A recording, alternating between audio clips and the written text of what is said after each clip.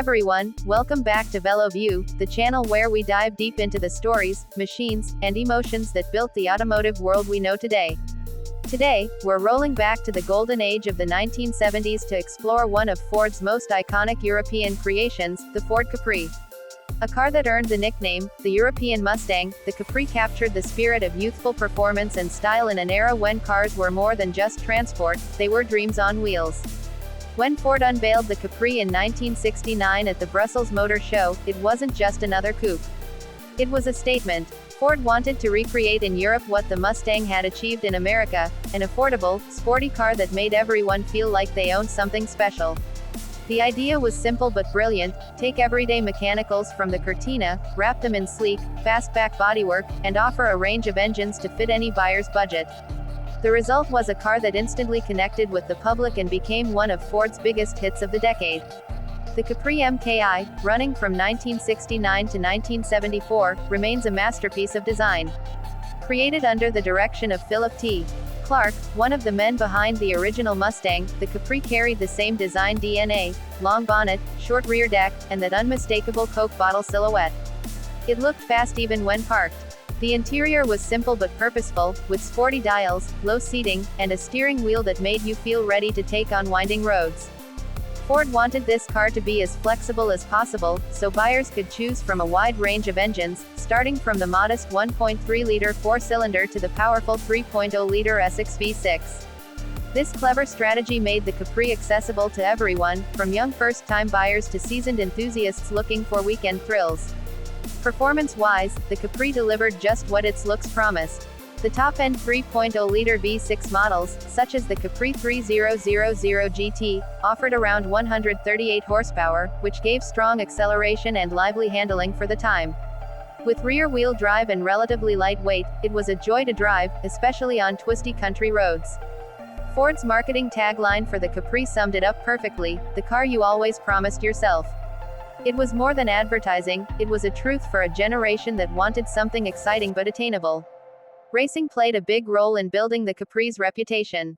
Ford wanted the Capri to be more than just a stylish street car, so it entered touring car championships, where it quickly earned respect.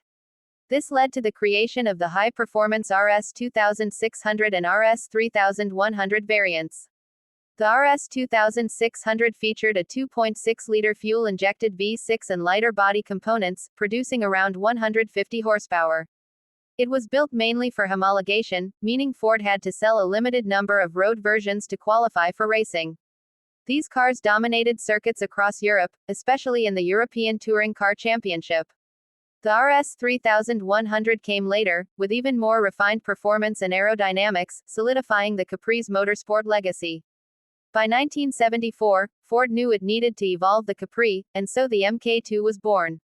While it retained much of the original car's character, the Mk2 was designed to be more comfortable, more practical, and a little more grown-up. It introduced a hatchback design, a move that made it far more versatile, allowing owners to actually use it as a daily car without sacrificing its sporty appeal. The body became smoother, more aerodynamic, and a touch bulkier, but it still carried that distinct Capri charm. Inside, the Mk2 improved on comfort, with better seats, more refined materials, and added features that made long drives easier. Ford also introduced the Ghia trim, adding luxury touches like wood accents and high-quality upholstery. Under the hood, the engine lineup remained broad, with options ranging from 1.3 liters up to the beloved 3.0-liter V6. This generation wasn't quite as wild as the MKI in spirit, but it sold extremely well, appealing to a wider audience who wanted both sportiness and everyday usability. The Capri was no longer just a car for young thrill seekers, it had matured, just like its fans. Then, in 1978, came the Capri Mk3, the final evolution of the legend. Ford refined the design even further, giving it a sharper, more aggressive appearance. The most noticeable changes were the four-round headlights and smoother front end, which made the car look faster and more modern. But it wasn't all about looks, performance was taken up a notch too. The standout version was the Capri 2.8 injection, powered by a 2.8-liter fuel-injected V6 producing about 160 horsepower. This gave it a 0 to 60 mph time of under 8 seconds, putting it right up there with genuine sports cars of its day. The combination of performance, balance, and classic rear-wheel drive fun made it an instant hit among enthusiasts. Throughout the 1980s, the Capri maintained its status as a cultural icon. It became a star of TV shows like The Professionals, often portrayed as the car of choice for rebellious heroes and streetwise detectives. That exposure only added to its cool factor. For many young people of the time, owning a Capri wasn't just about driving, it was about identity. It represented independence, attitude, and style. Even as newer hot hatchbacks like the Volkswagen Golf GTI began to take over, the Capri's old-school charm refused to fade. However, by the mid-1980s, the writing was on the wall. The world was changing, and the Capri's long bonnet and rear-wheel drive setup were starting to feel dated.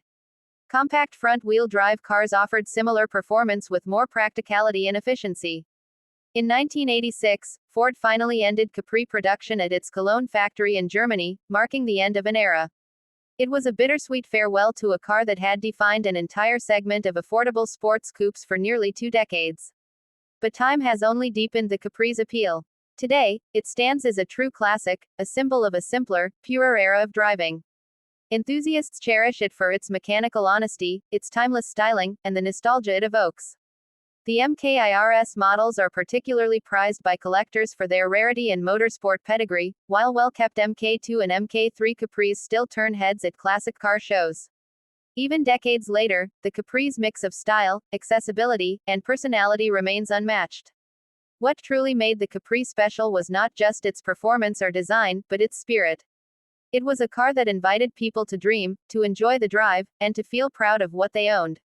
It was the perfect blend of aspiration and attainability, sporty enough to thrill, yet practical enough to live with. It managed to bridge generations and remains one of Ford's greatest success stories outside America. Driving a Capri today feels like stepping back into a world where driving was raw, emotional, and connected.